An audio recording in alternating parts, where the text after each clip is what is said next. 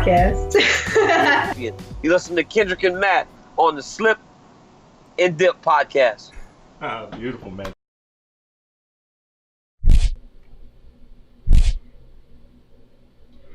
Woo! Episode 210, Slip and Dip podcast, back in your life. Kendrick Johnson, Matthew Wells, with a fresh slate of guests. While Miss Top Rank herself, Crystina Poncher, will be in the house. A fresh face in a new place.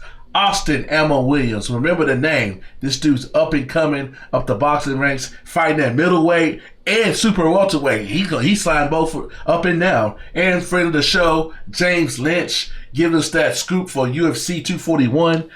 Me and Matt coming out fresh off the heels of Virgil Ortiz. Yes. Latest destruction. Yes. We'll be on the house next week. Already got confirmed. Yes. That man is a killer. If you didn't know, you should know. Absolutely, man. Yeah, hell of a fight last night for him. Please hit that subscribe button if you're watching on YouTube. We would appreciate it. Appreciate the love from the Virgil Ortiz video last night. Absolutely. So, yeah, Virgil Ortiz, man, he went out there, handled his business, 6th round, knockout, gets 3 knockdowns in the 6th round, wraps up the show, hometown crowd. The place was crazy. The roof was coming off the building. Yeah, man, he's going to be a problem. He's not quite ready for that top tier just yet. But, man, he will be there soon. He will be there soon, and it's going to be something special to follow his journey, I believe. And you know, Slip and Dip podcast, you always get the call. But props to his opponent. His name's Antonio Relentless Orozco. That ain't just no bullshit nickname. That dude kept coming. Dude eats a body shot, struggles, beats the count. Dude keeps coming, swinging, gets caught a little body shot, goes down. Dude was like, the referee had to say for himself, I think he would have beat the 10 count. He was clearly hurt. Maybe. I don't know. Referee's like, stay down, son. So, yeah. I'm gonna save your life right here. I'm gonna save your life. Save you some yeah, brain he cells. definitely was trying to get up. Yeah. So shout out to Virgil Ortiz for getting the dub in front of the home crowd, man. That was a pretty special moment for him. UFC had an event we will touch on really quickly, but we really won't even dive into it all that often because we got a pretty long show, so action-packed show, so we're going to just keep this short and sweet. But Valentina Shevchenko, hashtag and still, and hashtag Number 2 I don't know fighter in who's the beating world, her. easily. Yeah. Easily. She's going to go on that Demetrius Johnson type run, I think, where it's going to be hard to find somebody to really give her a run for her belt at 125. Ladies, take chances. That's the only way you can compete. Gotta take chances. Got to. Yeah, I mean, I don't know who's going to be that lady that's going to take it off of her at 125. I just don't see who it is. I just don't see it. There can probably be some contenders that'll give her some moments. Yeah. But who's going to actually go out there and take it off of her? It's just crazy. Like, you can't knock her out. If Amanda Nunes did, you can't. And you can't out-technique her. She's probably got the best technique in the world, male or female. She's, like, really up there. So it's like, how do you beat her? Yeah, I don't know. I don't have that answer, man. People listening, if you're listening, who is going to beat Valentina Shevchenko at 125? I want to hear your comments at 125. below. We want to hear Amanda Nunes. We know that. Yeah. If there's anybody out there at 125 that you believe that can give Valentina Shevchenko a run, drop a comment below. Let us know. If you think she's going to go undefeated until she says, I'm going to move back up to 135, drop that below. I'm curious. That's our question of the week. We're starting questions of the week every week. That's the question of the week. Who is beating Valentina Shevchenko? Let us know. Answer the question. And if we get a lot of people start hitting us up, we'll do a specific show during the week on the question of the week. A la like our friend James. 100%. Great minds think alike. 100%. Yeah. So that's where we're at, man. We're going to get into these interviews. Like I said, not too much else really going on. I mean, I know Bare Knuckle Boxing had an event, and there were some crazy highlights on that. So just go to their Twitter and check out their highlights because there's some pretty brutal knockouts, some pretty flatlining knockouts. But again, we're keeping this intro short and sweet this week. We're going to get straight into these interviews. Miss Crystina Poncher coming straight up, top rank, boxing, female analyst. And I mean, when I say female, like you really don't even have to throw that qualifier on there because she is super knowledgeable. She knows everything going on, and you're really good. You guys are really gonna enjoy that interview. But yeah, hit that subscribe button, smash that like button as well. Click that bell for notifications so you know whenever we drop videos from event coverage like we had this week or whatever have you. If you're on iTunes listening, if you're on Spotify, hit that follow button. Leave us a review as well. We appreciate it. Anything else before we get to these interviews? No. Keep watching it. Keep subscribing. Tell your friends, family, relatives, everything. Slip and dip in your life. Yeah, shout out to all the new subscribers, man. We appreciate you guys. Thanks for rocking with us. We'll keep the content coming for sure. And, of course, you can hit us on the Cash App. Hit us on the Venmo if you guys want to throw us a little something to help us keep it rocking. All those links are in the description below, so we would appreciate that as well. Episode 110 coming at you. Enjoy the rest. Until next week. Please welcome to the Slip and Dip podcast, making her Slip and Dip debut, the face of Top Rate Boxing, Miss Crystina Poncher. Hey, thanks for joining us. What's up? You're welcome. Thank you for having me. Give us some insight to being an integral part in all this that is boxing politics, because you're like on the ESPN Plus side, you're your side of the street, you got people on the other side of the street. What do you think about with the state of boxing? But everybody's doing well, so I guess that's a plus for boxing fans in general. And we're getting right into the other side of the street stuff, like right off the jump, huh? No, but I was saying, like, when I saw you, Kendrick, in Dallas, I mean, that was a huge step forward. I feel like with Jose Ramirez and Maurice Hooker getting together, even though he's a top-ranked ESPN fighter, and Hooker being a DAZN fighter, making that fight happen.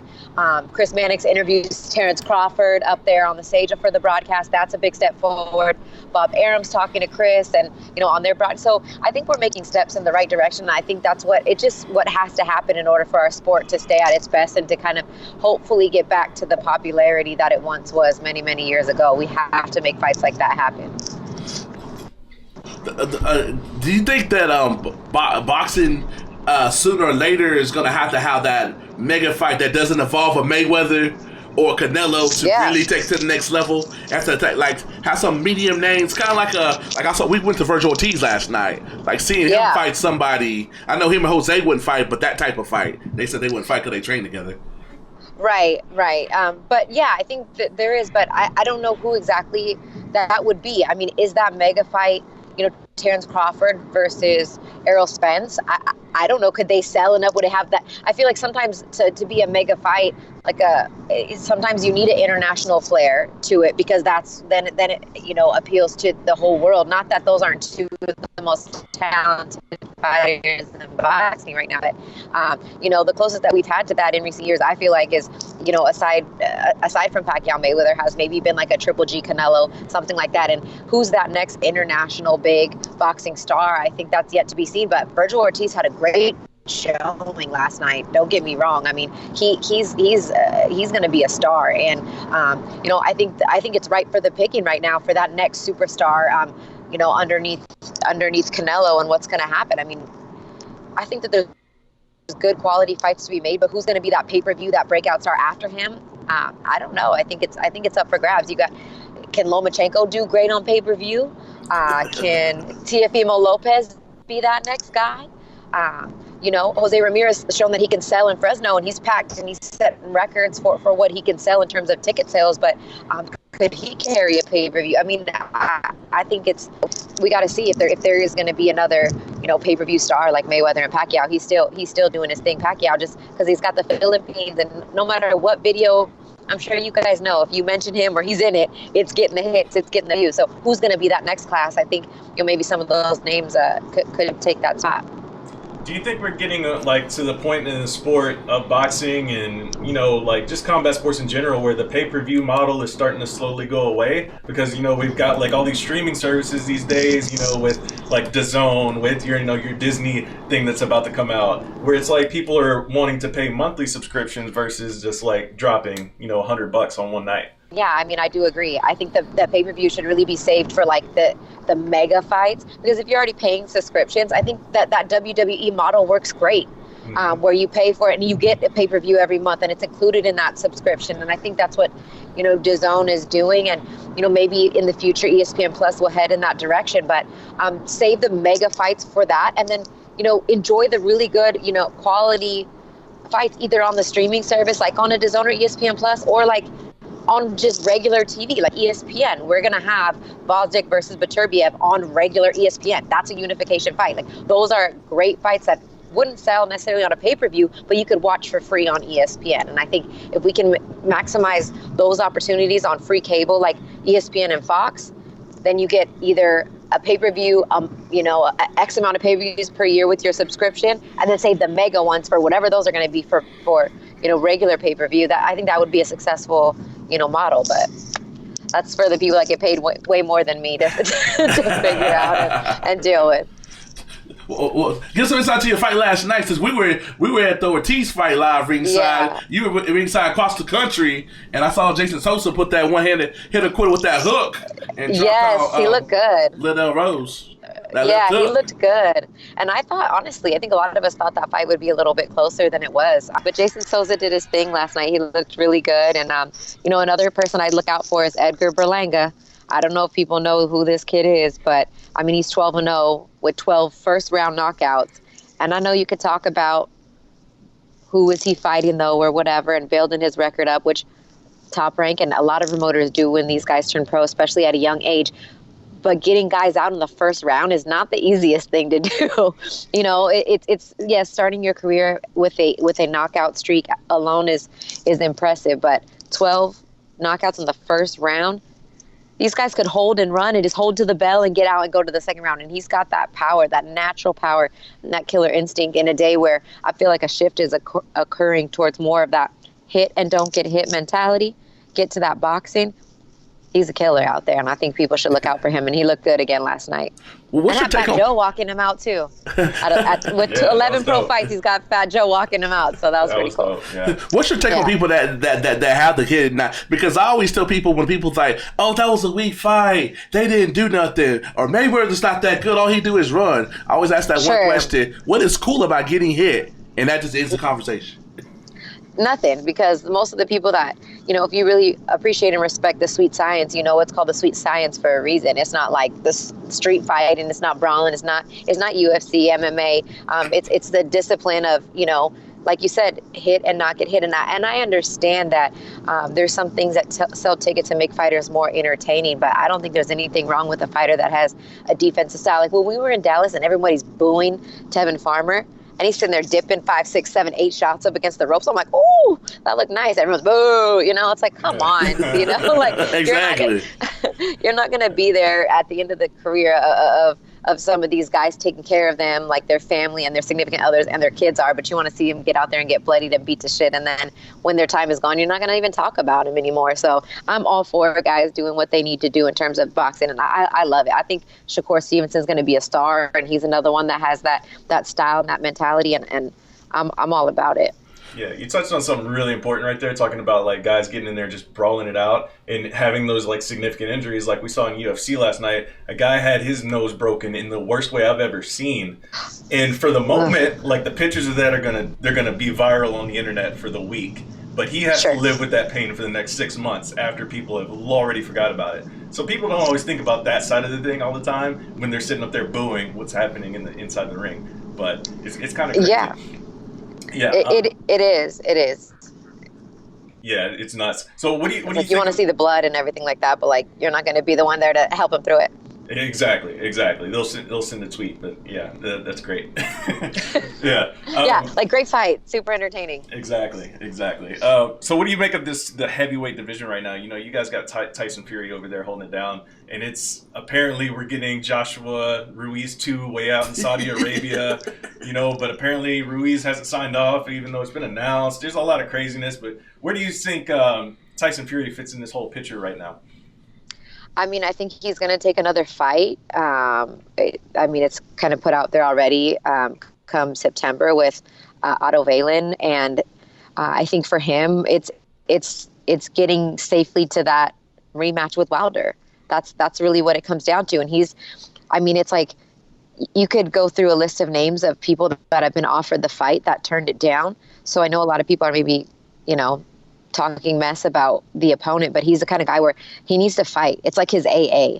You know what I mean? Like it's better for him mentally, physically. He needs to stay in the gym. He needs to stay healthy. And instead of sit out and wait till January or February or whenever the Wilder rematch gets made. And Wilder still got to get past Ortiz. Okay. Like that is not a walk in the park by any means for Deontay Wilder. But, that's the fight I think everybody is anxious to see. And I think that Top Rank and him they're just trying to make sure that he can stay active, stay busy, and stick with these super heavyweights. I mean, Otto's like 6'5.5", big guy. He wants to stay that course because of the size of Wilder. So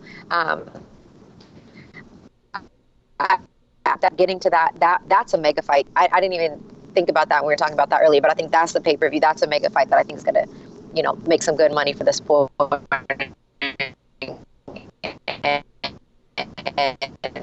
And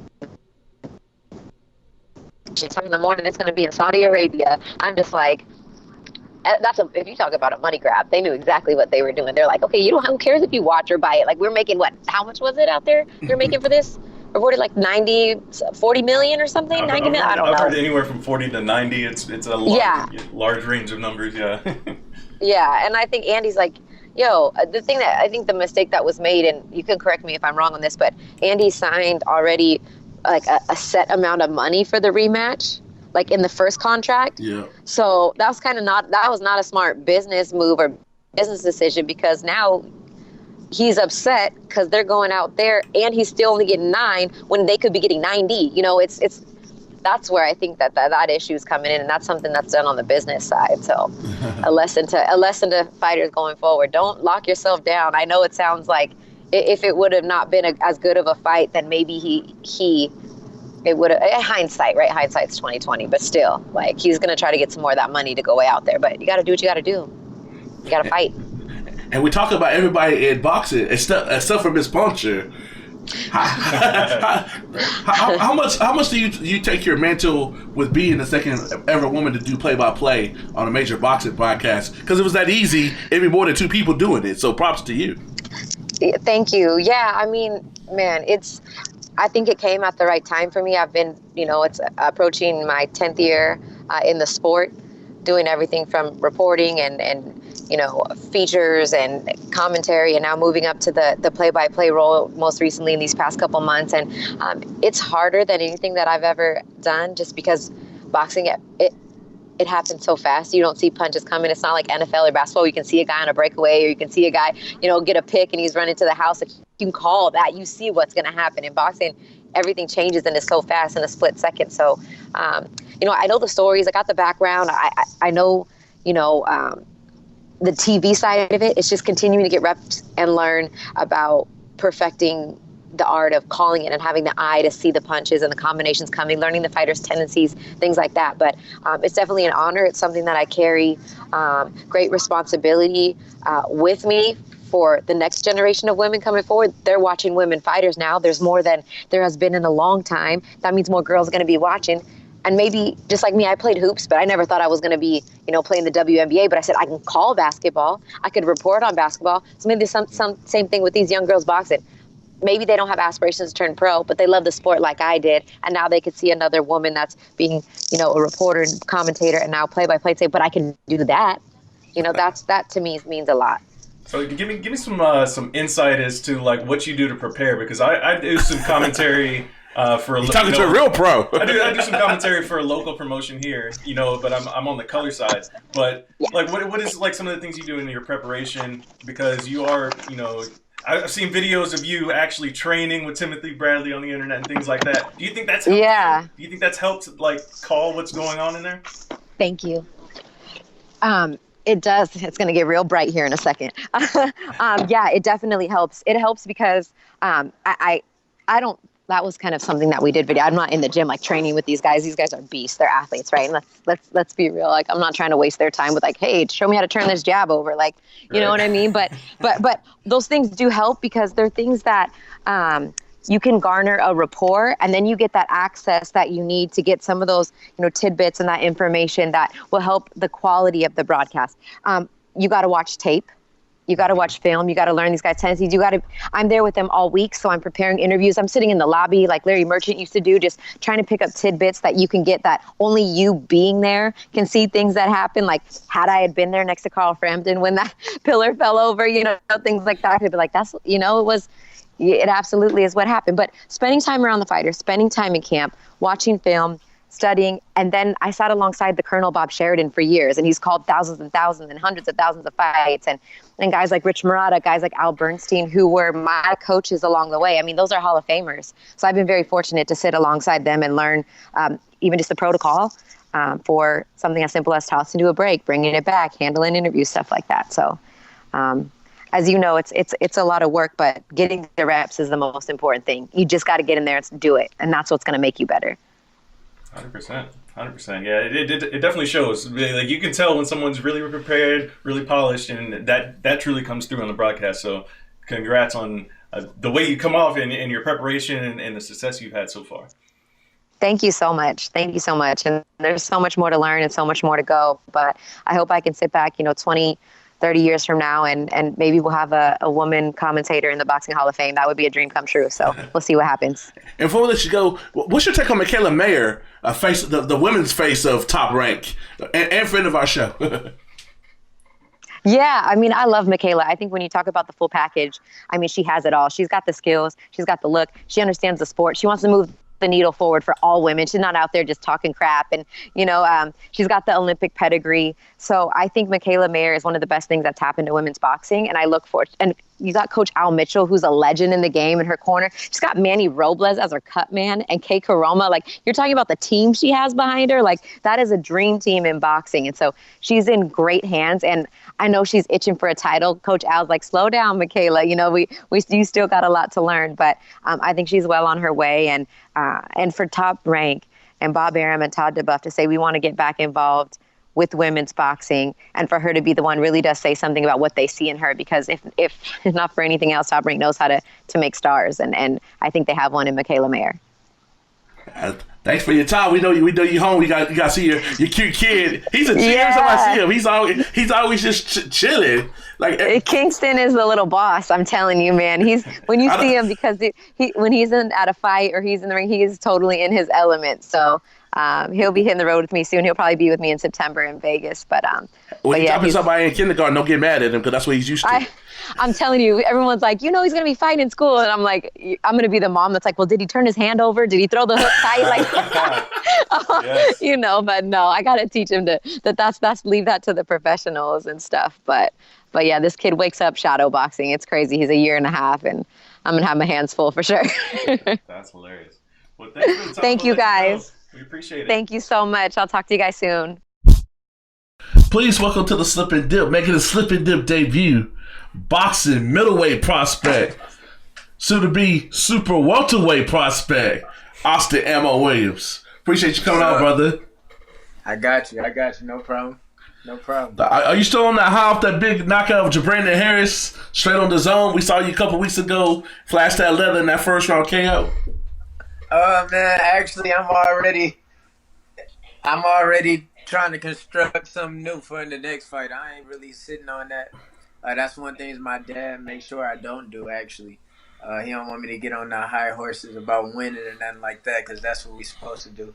But right now, I'm just planning out what I want to do in the next fight and what I want to do for this camp. What I want to focus on and what I want to maximize. So I'm just ready for I want another great performance. That's what I'm looking forward to. That's in the past. It's a great thing to have done, but it's time for something new. Yeah, man, that's dope, man. I gotta ask you, man, who gave you the nickname? Ammo? Yeah. Actually, one of my good friends named Rafael Igbokwe. He's actually a middleweight. He was a Texas title holder at a point in time. He gave me the nickname. Like I always say, it's because all the different types of ways I can punch. I could give a lot of different looks with the hands. I can do real fast punching compared to like a Uzi. I can throw the jab out single shots and land it. Compared to like a sniper, I could hit you with a hard left hand compared to like a shotgun, something like that. So my friend Ralph told me, hey, I think Ammo is a good name for you. And at that point, I didn't have a name. I wasn't even looking for a name, but he said Ammo, and I was like, "Oh, cool, ammunition. That sounds more, that sounds more marketable." And he was like, "Nah, Ammo, because people can call you that." And then I texted my sister, and she was like, "Yes." And I started texting people in my family, and they always like, "Yeah, that's perfect." So Ralph, that's my boy. He gave me that name. Shout out to Ralph. What's up? Some original. Like, we cover MMA and boxing. There's no ammos in either sport but you. In either one. You talking to the original Ammo, baby. No, we had an original crochet boss. Yeah. Right. Like the dude really makes crochets. Like, he gave his opponents one of the crochet something. Like, true story.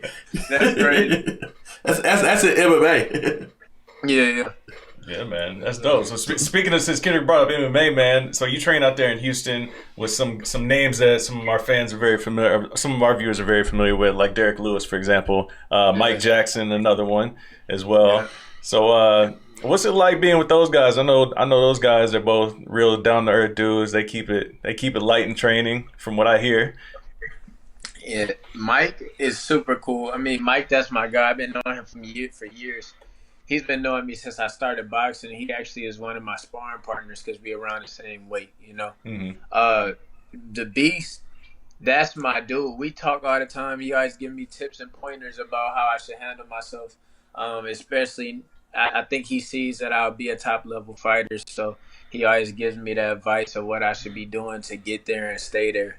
And he's real humble, cool, down to earth guy. We sit down, just have conversations about regular stuff. You know, it's not always about fighting. He try to keep me on track. And everybody loves when he in the gym because he's another guy that comes in focused.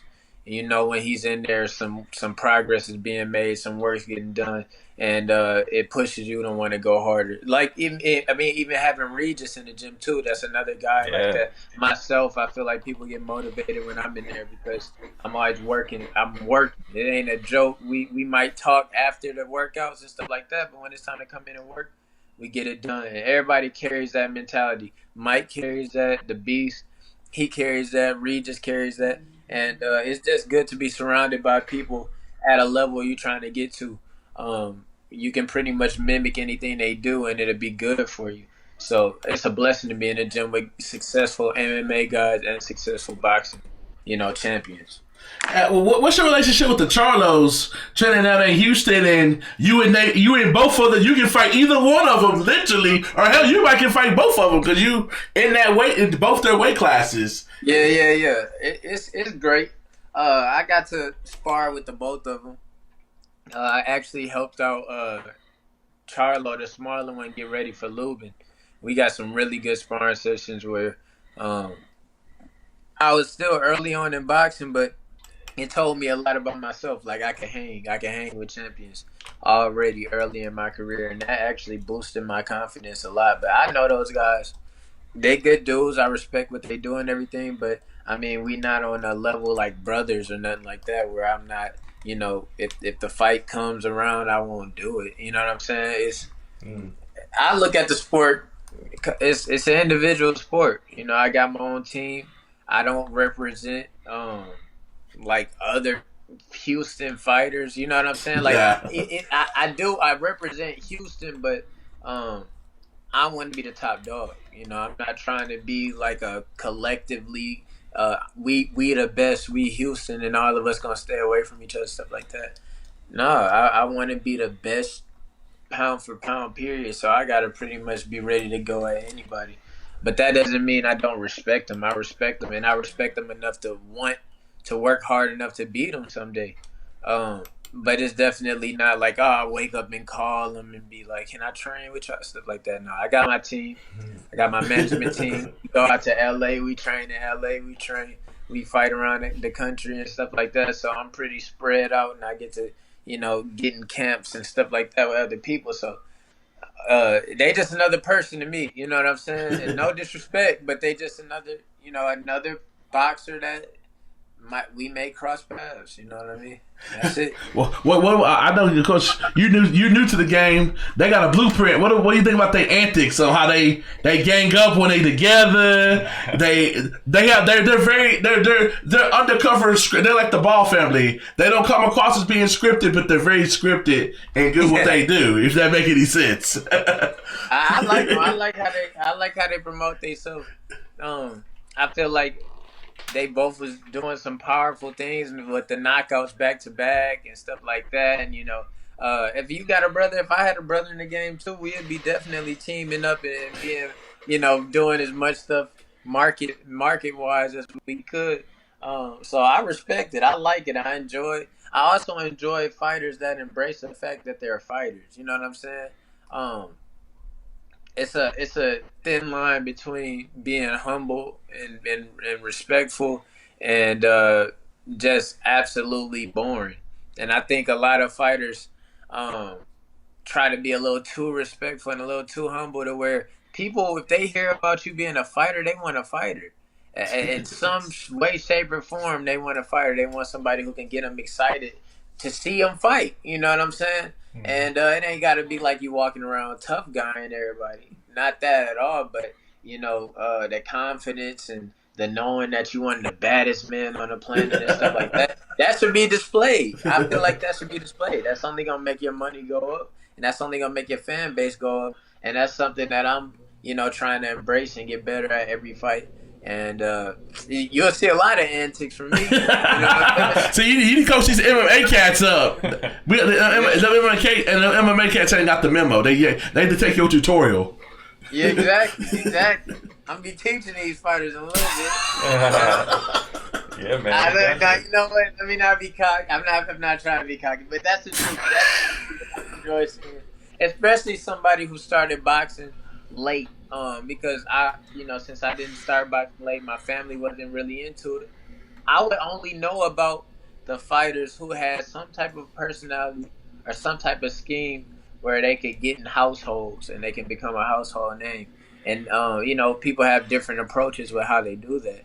But, it needs to be done. We need more household names. We need more people who can pull in boxing fans that aren't just die-hard, oh, my dad introduced me to boxing when I was 3 years old type of fans. We need the fighters who are really going to pull in people, who never even thought to fight, who don't care about fighting or nothing like that. And to be like that, you got to have some type of persona or some great antics, to pull the normal person in. So, that's why I say all that. I'm not saying it to be like, I'm just this cocky guy. No, I just feel like we can grow the sport by having more fighters who understand these concepts. You know what I'm saying? Oh, 100%, man. I mean, that's more than half the game. I mean, obviously the fighting part is very important, but if you're not getting people interested, I mean, that affects everything from, who's going to be showing up to your fights, which affects your paychecks, who's going to be tuning in. Like, I mean, we see that in MMA all the time. There's a lot of high-level fighters that don't get it. They don't get the other side of it. They don't understand it. Or get the other side of it. Or they think they need to. The thing with MMA too, they think like, hey, I gotta talk noise because I see somebody else do that, even though they won 6 or 7 times in a row. Yeah. It's like it's different ways to market. Each person has a different way to market. Yeah. And a lot of fighters, I think. You can tell when somebody has curated like a way for them to market themselves, and the fighter is up there trying to, execute this plan people came up with. You can tell when it's genuine. You can tell when the guy really doesn't know what he's doing and all types of stuff. Do you watch MMA? Do you know the name Colby Covington? No, I don't watch too much MMA. What's up with the Kobe? I'll go get my co-host and get that started. So listen, Kobe's he's one of those high level type of dudes I was just talking about, right? He's a fantastic wrestler. He's like relentless pressure, endless gas tank. And when he came into the game, like he was just a quiet kid, right?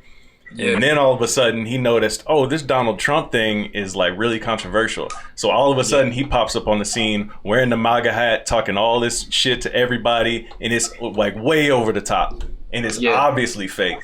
And it's like, okay, you're playing this role and it's not believable. And it's not showing in, like you may get a few more retweets here and there, but like you look at the numbers on his shows, they're still low. because people don't believe it. Exactly. As soon as it's not genuinely felt, by the people, then it's almost empty. It's like you're wasting your energy, actually. Yeah, man. And that's why I feel like, a fighter has to know within what their best marketing tools are and what they have to do. But you have to use your mind. You got to really be in tune with yourself to do that.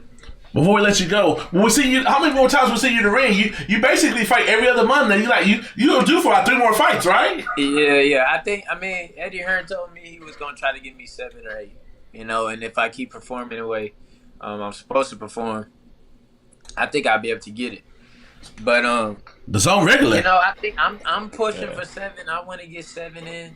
I want to keep this ball rolling the way it is. I really want to get on Anthony Joshua next card, and I think I got a real big chance of doing that because of what I did in Madison Square Garden. Where it gonna be at though?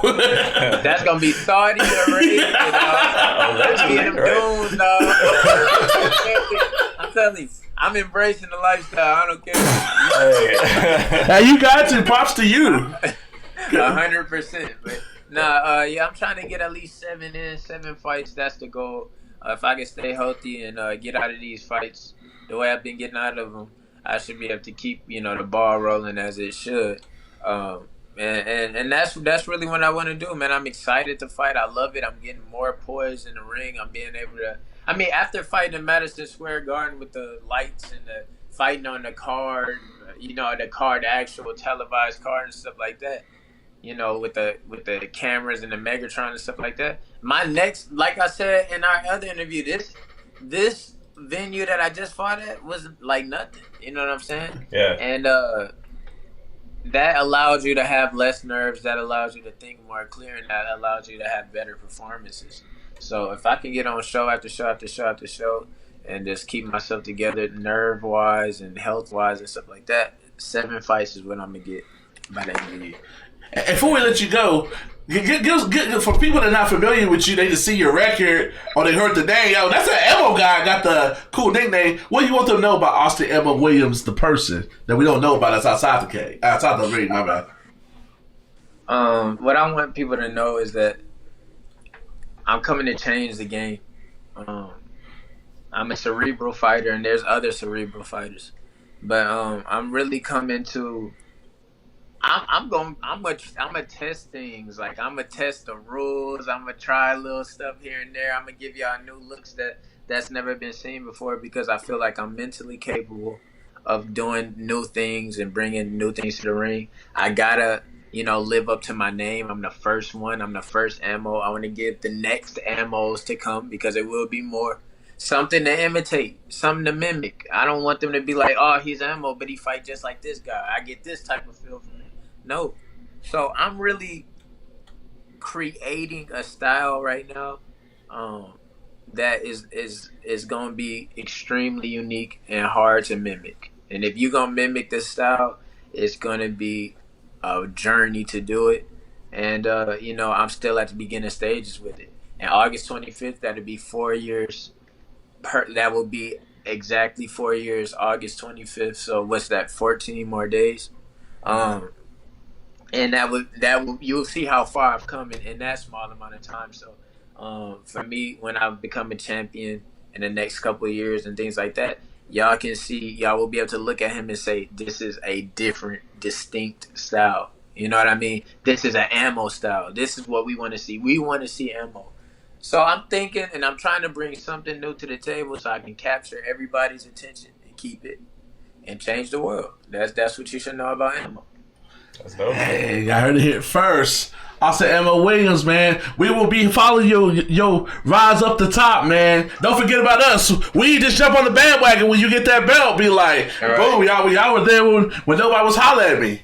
Yeah. I definitely won't forget the people who was with me after fights, getting me hyped. You know what I'm saying? I ain't gonna forget none of that. You know what I'm saying? That's the root stuff. That's the root. So yeah, man, I really appreciate y'all. I appreciate y'all giving me this, platform too, because I want to get out there. I want to be known, but it's all gonna come with time, man. It's gonna come with time. 100%. I appreciate it, brother. Yeah, thanks for the time, brother, man. We look forward to seeing you get back in there again soon, and man, we can't wait to see you go to work again. Yes, man. Thank you. I appreciate it.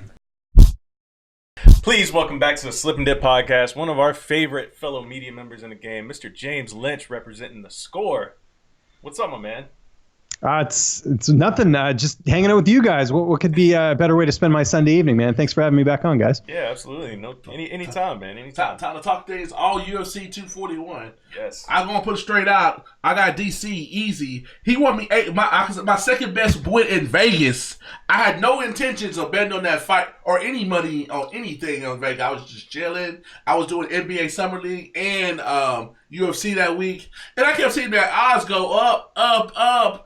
DC favorite. I'm like, let me go get this money. I even told my wife, I said, I'm going to put $100 down. I lied. I put $300 down. So when DC hit that uppercut and that headlock, your boy walked with $875. I was smiling.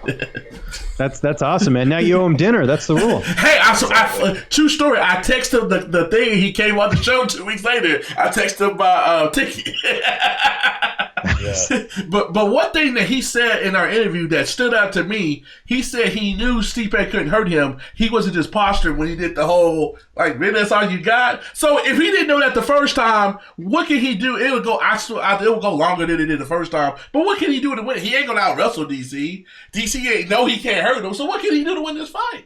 Well, the interesting thing is, I think, Cormier is older than Stipe, right? So at some point, age does have to slow him down at some point. So I think that's something you have to look at in this matchup as far as the style matchup. But like you said, I mean, Stipe's not going to out wrestle him. If it stays standing, Stipe's a great boxer, but I don't think he packs the power that Cormier does. It's going to be a very interesting fight this time around. And I think Stipe knows, I mean, I don't know if he underestimated him in the first fight. It's tough to say, but I think that, with that time off for Stipe, is it going to hurt him? Is it going to make him better? There's so many variables going into this fight that I think that it makes the rematch very interesting. But like you said, from a style perspective, you have to favor Cormier as far as what he brings to the table. Yeah, 100%. I don't see how this fight's going to be too much different, man. I mean, it's good to have another heavyweight title fight, but I feel like the buzz isn't all the way there for it, I think a lot of people are kind of in agreement that, okay, we expect DC to do exactly what he did the first time. Yeah. And I think part of that too is the fact that we wanted Brock Lesnar, right? I mean, like that was the buildup. That was the reason there wasn't a rematch. And I mean, Cormier obviously fought Derek Lewis in between there, but I think that's what sort of, it kind of doesn't make this fight as big as it could be, because we wanted to see that fight against Brock and DC, because that was an interesting fight just with how big Brock is and, his layoff from the cage and everything else. That was, a more compelling matchup. But I mean, you never know with Stipe. I mean, he's a guy that, I don't honestly, when I saw Stipe lose to Stefan Struve years ago, I never thought he'd be heavyweight champion. And the fact that he went out there and now has set the record for most consecutive title defenses, you never know. I mean, it's heavyweight MMA, anything can happen, but I agree with you guys in terms of the style matchup. I mean, you have to favor DC here. Yeah, for the record, I was not one of the people that wanted to see the Brock fight. I'm glad it's not happening. Me neither. Yeah. I was at Brock and Mark Hunt. So I was like, I'm good. I got my Brock Lesnar. Check off my list. The only one I haven't checked off my list, I think, is he behind you? No, it's John. The 2 times I've been, something's happened with the drugs. He got pulled off both times. Right. Yeah. So I've seen him in person, but I haven't seen them fight. So that's my top person that I need to check off my list. Yeah. Side note: first UFC fight I ever covered, like for an outlet, was actually Jones and Gustafsson. So I got pretty spoiled. So the bar's been set really high for me. Yeah, you caught a real good one. Yeah, that was in Toronto. Yeah, man. Kind of on that same vein, is there anybody that you haven't seen yet that you really want to see fight? Like one of the I'm just trying to think, actually. Yeah, that's a great question. Actually, I was going to say Nate Diaz, but then I did see Nate Diaz fight at 196 when he beat Connor. Yeah. So I have been pretty lucky as far as some of the fights I've seen live. Who is someone I haven't seen? I've never seen Nick Diaz fight, believe it or not. That was one to see him fight, like that would be one just sort of on the list there. But trying to think of any like active fighters that I haven't seen compete yet. I've seen most of them. I've been lucky. I'll be honest. I've been to a lot of pay-per-views. So I'll you know what? I'll put that one on the back burner if I can think of one. I'll let you know later. Fair enough. Yeah. Mine, since I look at people that since I started watching, I got lucky with the GSP, and I was there when Connor got the first belt against Chad Mendez. So we're looking at, and me and him, we didn't know each other then, but we had Rory and Robbie, the crazy one, 189. Yeah. Oh yeah, of course. Yeah, no doubt. So I get talking more recent stuff, man. We just witnessed, I guess, the most boring title fight in recent memory, right? Yeah, it wasn't great. Not good for Valentina, I think. Unfortunately. Why? What's she supposed to do? You're supposed to get the win. She's supposed to take chances when somebody's not going to take chances, because that's the only way that she's going to lose. So well, and I think I think part of what we have to look at too is Liz Carmouche is difficult to finish. I don't think she's. I mean, you have to go back, ages. I think when she was actually finishing a fight, I'd have to go look at her record. But it just, when you have someone that's so durable and that she's not going to finish. And I think, let's be honest here. I mean, Valentina's not really a finisher as far as some of her performances. I know she finished Pena and a few others, but a lot of her fights do go the distance. Even look at before she was champion. I think her debut was against Sarah Kaufman. That was a decision. So I think the fact that she had such a good knockout in her last fight, I think almost spoiled us to a degree. Yeah. And I think people were expecting that again, and it didn't happen. So we were let down. Yeah, that's true. It's true. It's just it's kind of weird that that title fight is on the ESPN Plus card, and then it was like super boring. So that it's unfortunate. I mean, I always say I got to start saying that like with a grain of salt, like not to disrespect the fighters who are actually fighting, because I know like every second in there is like super important to them. But, when you're watching it as a fan, it's like, okay, we want a little bit more out of this fight. But 100%. Well, and I think one thing we have to look at too is the fact that this was sort of an ESPN Plus card, and so a title fight like this normally would be like a co-main event on a pay-per-view, so it wouldn't be as big of a deal because you still would have the main event like we had with Henry and Marlon when they fought on the Chicago card. Valentina was the co-main event, so that's another thing to look at. And by the way, I got the record up here. So yeah, it was Rousey was the last fight that Carmouche was finished in. Yes. That was in 2013, but she's actually never been knocked out. So I think if people were expecting some highlight reel finish like the fight before, hate to say it, the record speaks for itself as far as that goes, right? So yeah, James, you think to me that's just a testament of how much of the gap is between Valentina and the rest of the people? Because look at it this way, I was telling Matt off air, she's the only person that's been toe to toe with Amanda Nunes 2 times, 8 rounds, did not get hurt in none of them. Wasn't like she ever got stunned in any of them. And we know what Amanda Nunes does. So here, 125, you already know that's one avenue that don't exist. Don't even try. No, you're 100% right. I think there is such a huge gap, and like who's next, anyways, right? Like Caitlin Chukagian, like I don't see her being some sort of threat. We have yet to see someone in that division really have that wow factor. Like I'll give you an example. Tatiana Suarez. I'm you guys have had her on your show, and she's been on mine. I think she's going to be a future title contender for sure. It might even be in her next fight. But she does things like in that Carlos Esparza fight that makes you think she could be a world champion someday. At least that's my perspective. We haven't seen anyone like that at 125. Like, there's certainly some good contenders like Andrea Lee, I think is up there. Like we talked about, some of the other fighters in that division, but there hasn't been anyone that sort of wowed me the way that some of the other divisions do. So I think that's part of it as well, where there just isn't any, like you look at a lot of the performances, yeah, fighters are getting wins, but there's none that you come away from thinking like, wow, that was putting the division on notice. But the thing is, to beat Valentina, whoever it be, and KGB is a friend of the show, they're going to have to take some chances. Yeah, 100%. Just to compete. You're going to have to take some chances just to compete and do something that's completely out of character, off script to have a shot. And like within like literally 2 minutes. Oh, okay, all right. See, because we were live at the Virgil Ortiz boxing fight, and we were watching it ringside on Matt's laptop. It's like, oh, ain't gonna work out for good old Liz. She ain't taking no chances. She's trying to out technique the technique masters. Yeah, not gonna happen. Not gonna happen. Not gonna happen. No. Speaking of a technique, when you think of flashier technique in some aspects, one fight coming up at the next pay-per-view, Anthony Pettis back in action, coming off that knockout over Wonder Boy, fighting Nate Diaz, and it seems like I'm getting the vibes Nate Diaz is actually going to show up, and there's not going to be any issues. And right. I think this is in 3 years. I think it's going to be a really, really fun fight, especially considering like what Anthony Pettis is coming off of. I'm just curious, like what Kendrick just mentioned, like what's Nate going to look like? What are you expecting out of this fight?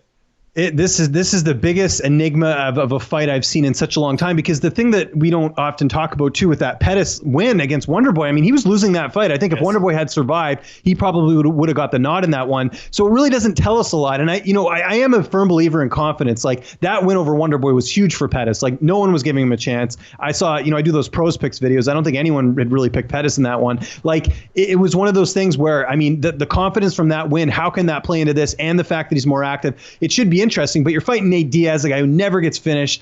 He doesn't check leg kicks. That is one thing I'm curious with, as far as that the matchup goes there. This fight's either going to be extremely exciting and very back and forth and we don't know what's going to happen, or it could be a bit of a dull fest where, Pettis just plays sort of the point game and just tries to get the win there. I don't know. I think this is such a, we've seen guys have layoffs and look great. Like look at Uriah Faber knocking out Ricky Simone. And then we've seen other guys that clearly the ring rust or cage rust, so to speak, did play a factor here. So I don't know. It's Nate Diaz, man. I mean, he's sort of an enigma in that way. And, who knows? Maybe he's worked on some takedown defense too. And I don't mean to throw some shade, but you do look at a lot of his fights. He gets taken down a lot. And, if Pettis wanted to use his wrestling, that is a weapon he could use in that fight. Oh, 100%, man. How much more of an element, not an element, but how much more, I guess, drastic of a change would it be if Nate Diaz came out just checking every single leg kick left and right? Like, it would be a whole new dimension, a whole new wrinkle we've never seen. I think, people would be like, oh, maybe he's ready for a title shot if he goes out there and gets a win. Now that he's checking leg kicks. Like, this is something we've never seen before. Yeah, and even if he does go out there and get a win, no matter how he does it, the fact that he's got that name value, the fact that he beat Conor McGregor gives him sort of God status. So he could probably get a title shot just because people are, you look at the Diaz fans. I mean, it's a huge fan base, and I think that people would, be sold on Diaz getting close to a title shot just because he is Nate Diaz. I mean, he's the guy who beat Conor McGregor. So that's going to hold a lot. That's why this matchup's so interesting, because if Pettis wins, I don't think it'll hold the same clout that it would if Diaz wins, because Diaz is a moneymaker, whereas Pettis, former champion, obviously a notable name, but doesn't have that same pizzazz name value wise that a Nate Diaz does. So that's what's so interesting about this, because if Diaz can do this and pull this off, that's really going to shake things up in the division. And let me throw out 2 names on you that lower on the card, because I'm expecting big performances. Nobody's talking about them because they haven't done much, but they're up and coming. Sadiq Youssef and Corey Sandhagen. Yeah, huge opportunities for both. What I like about Sadiq is, he's a guy that I think, you didn't expect a ton out of him, and then you saw that last fight against Shayman Moraes, really surprised a lot of people, got a nice win there. He's another one of these guys, these Nigerian fighters. There's a lot of them. There's sort of this new wave coming up. You've got Adesanya, you've got Kamaru Usman. Sadiq is right there, and he's got a tough outing in Gabriel Benitez. Benitez has got a lot more experience here.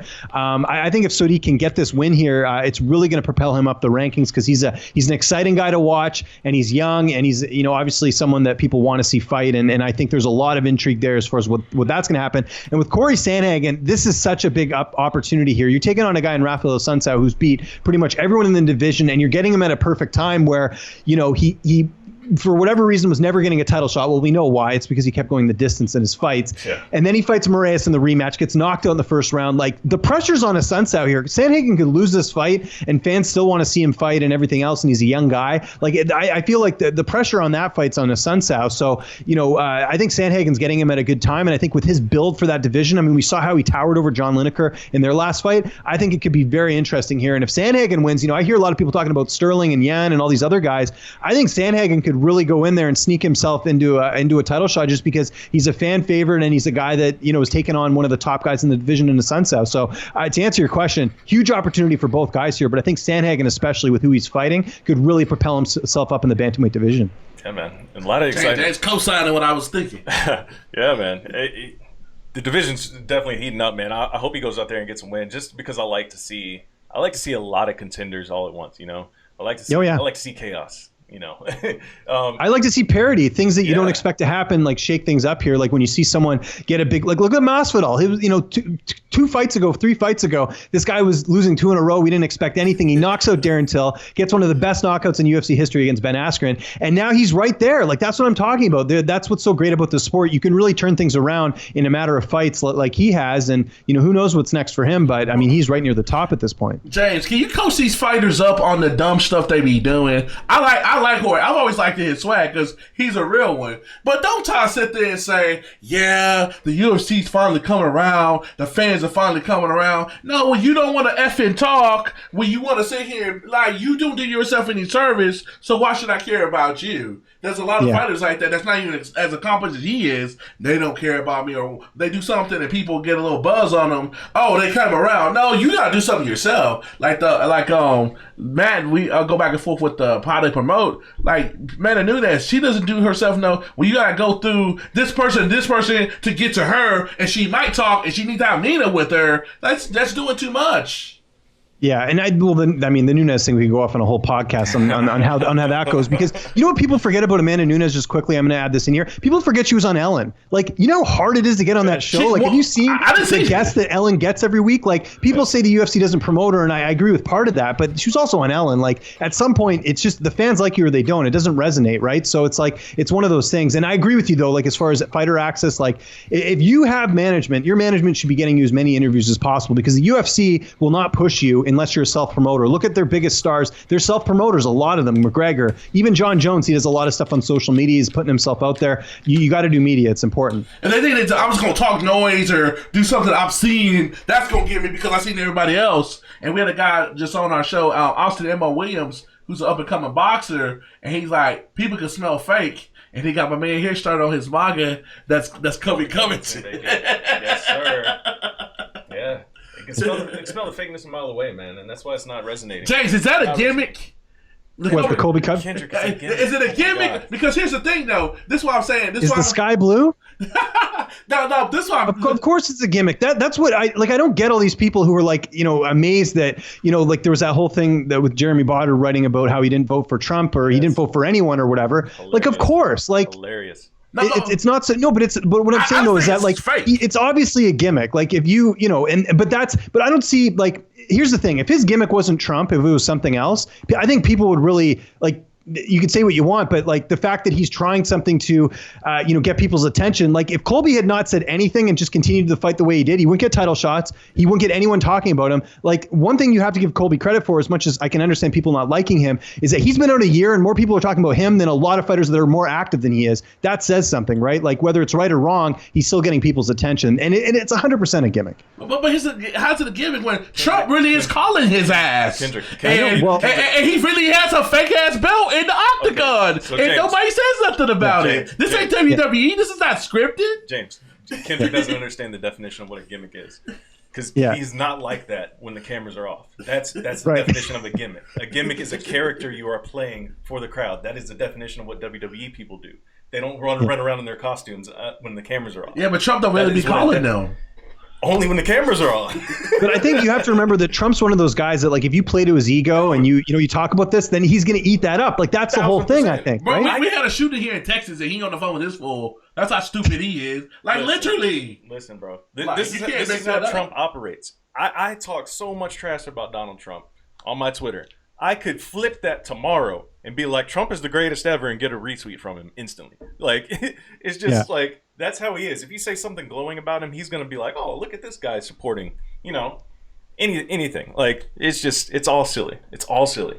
But to your point that you were saying, James, I remember, interviewing him way back when, UFC 202, I believe, when he fought Max Griffin, and he was just a calm, confident kid talking about, I'm going to be one of the best in the world. I'm like, okay, keep that up. Make it, like, that was cool.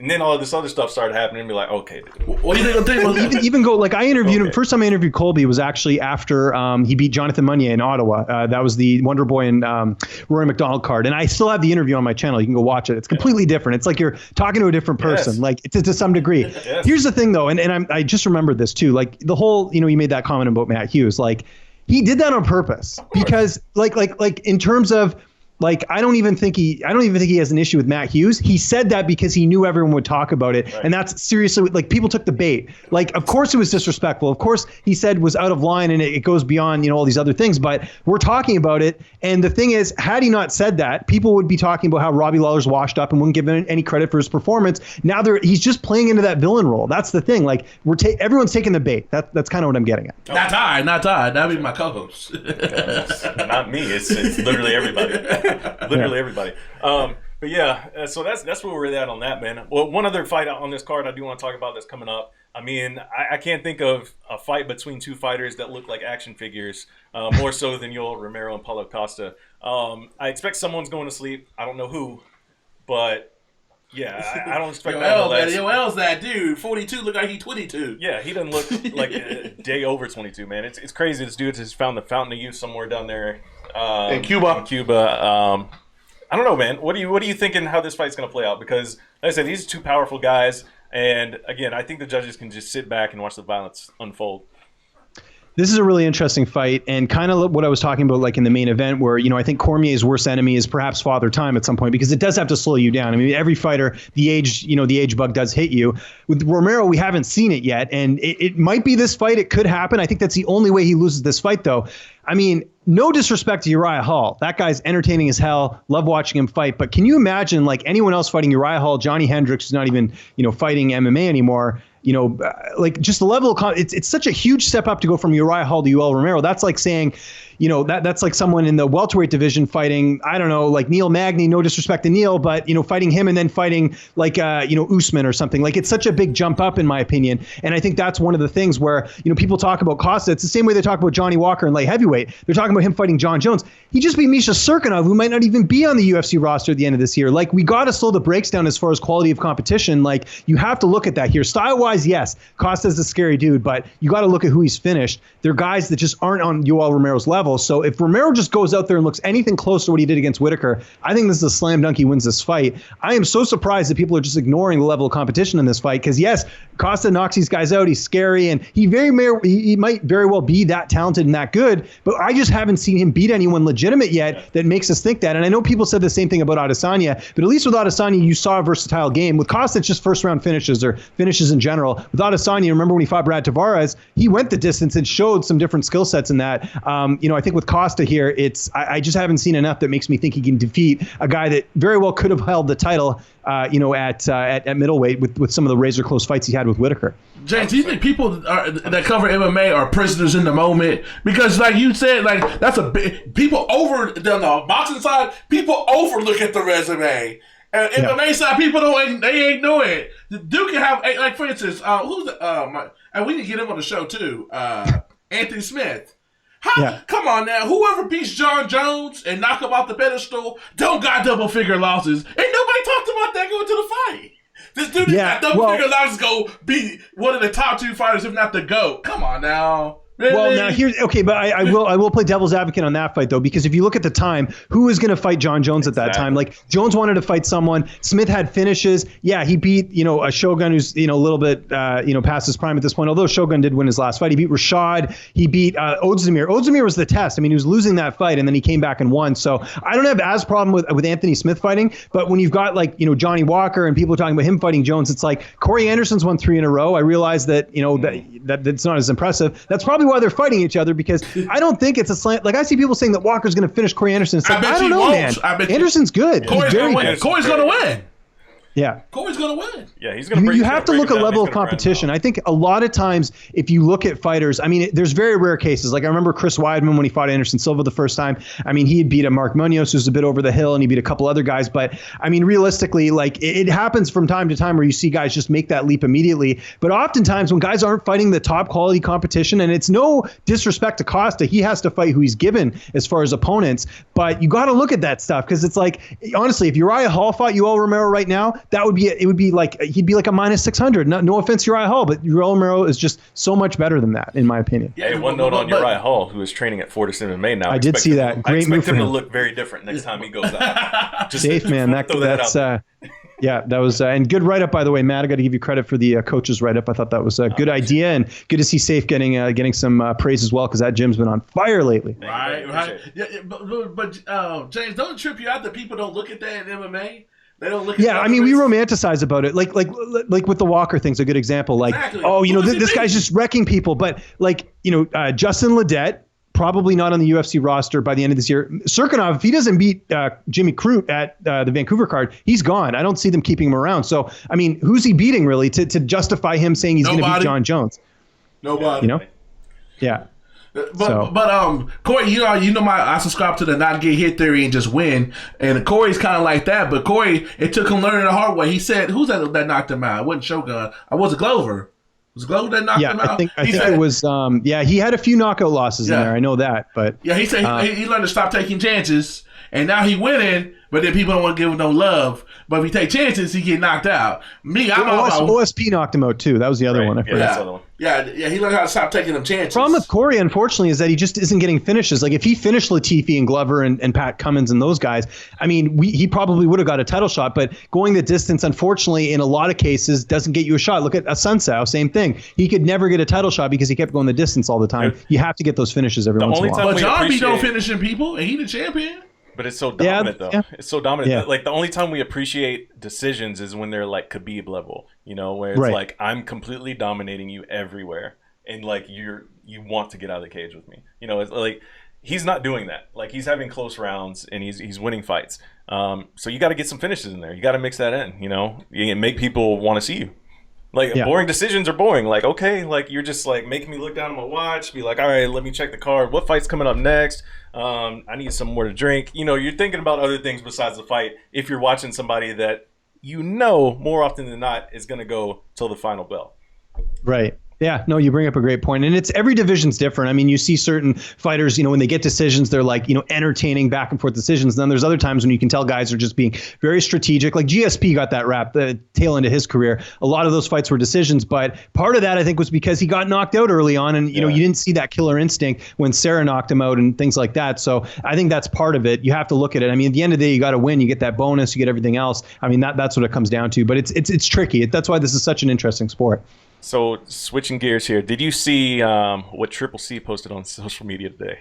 I saw bits of it. Did he call out Valentina? That's kind of what I saw or gathered. Okay, yeah. They're legitimately about the same size, though. Okay, here we go. So I've been on board with what Henry's doing because that's more alongside of like his personality. Like anybody who's talked to Henry when the cameras are off, he is a genuinely goofy dude. And he's funny, but he's also like really, really goofy. So this character that he's doing now, it's him, but he's tuning it up a little bit. And obviously he doesn't really want to fight Valentina. But the fact you're throwing that out there on social media like that, all right, dude, time to pump the brakes. Time to pump the brakes because that's just... But look, we wouldn't have talked about Henry. Like, do you see what's happening here? This is the Colby thing all over again. He's saying it. BJ Penn's already got an article up about it. Like, do you know what I mean? Like, we see this cycle that happens over and over. And I agree with you. I mean, this is not the right way to go about it. And, I think Cejudo has just such a bizarre way of going about things. Like, anyone else notice, too, that it's a little weird that, like, he's going after Frankie Edgar now and saying you have to earn it, and they have the same manager? Like, the whole thing seems kind of contrived, Like, it seems like they've all sat around. Like, I'm sure he's talked to Valentina. He's like, look, I'm going to do that. Like, it just seems like they're doing this just to keep themselves in the news cycle. Otherwise, there's no way we'd be talking about Henry Cejudo right now. He's recovering right and it's smart. It's smart. But it's like, okay. Like, there's certain It's not going to win you fans. No, it's not. It's not. It's going to make people question, like, what are you really doing right now? Did you see Valentina's post today with the salsa, James? That's how you know you're the most confident person in the world. She got no care in the world. She get her dance on, God of the check, and the fact that she said she'll take on anybody in the top 10. She said anybody in the octagon. She's multiversed, she can dance, she can head kick people, she can go the distance, it's a bit of everything. So I don't know what's next for her because I think they'll do it might just be a run of the mill thing where they're just going to keep giving her contenders. She'll win, she might get a finish. I think I think we got to see that Nunes trilogy at some point, just because I know you don't usually give a trilogy fight. No, but hear me out though, because she's the only woman that's gone the distance with Nunes both times. Who's going to challenge Amanda Nunes right now with Cyborg out of the equation? It's very there aren't any. There isn't really anyone. I would say because I love me some Kat Zingano. I would say cause she's the last person quote unquote beat her. But man, my girl Kat, she a straight featherweight for real. She's got to get a win, though. I mean, I know that last fight was controversial with Megan Anderson, but I mean, that whole thing's a mess, right? I mean, we could do an entire podcast on that. And then when I talked to Dan Lambert this week, he's like, yeah, Amanda wants to defend the 45 next. I was like, what? Against who? Who could she fight? There's no one. Yeah. There's literally no one. Yeah, so. they gotta get Spencer out there to get a win, and then they can be like, oh, look who we have, a new, even though she just lost to Cyborg. But yeah, exactly. Like that was one of the biggest things for me. When Cyborg got released, I was like, okay, who's Amanda fighting? Yeah. Like, even though I wasn't the biggest fan of that rematch happening so quickly, I mean, there's really nobody else for her to fight at 145. Well, yeah, and then I think at third, I think what they're going to end up doing, they're going to have to give her Durandamy at 35. Yes. I mean, that makes the most sense at this point. That's the one name she hasn't fought, and not that Durandamy's a huge name, but she's someone that was a former champion at featherweight. I think that's maybe something they could do. Just hey, Jermaine, go up, fight Amanda Nunes. There's no steroid issues, whatever, because that was the whole thing why she wouldn't fight Cyborg and vacated the belt Durandamy. So maybe they could do that at 45. That would be interesting. Yeah, but she knocked out Jermaine though, like 6 years ago. 6 years ago. 6 years ago. Different. That's right. Oh yeah, games. I forgot about that. Different games. Different games. It's been a while. Let's run it back. Yeah. I don't know, man. Man, James, we'll let you go, man. Follow James at Lynch on Sports. Subscribe to the YouTube channel, The Score, MMA, all the good stuff. When is your official prediction? DC or Stipe? Find out tomorrow, 11. No, I'm kidding. DC, obviously. DC, yeah. There you go. All right, James. We'll let you go, man. Peace. Cheers, guys. Take it easy.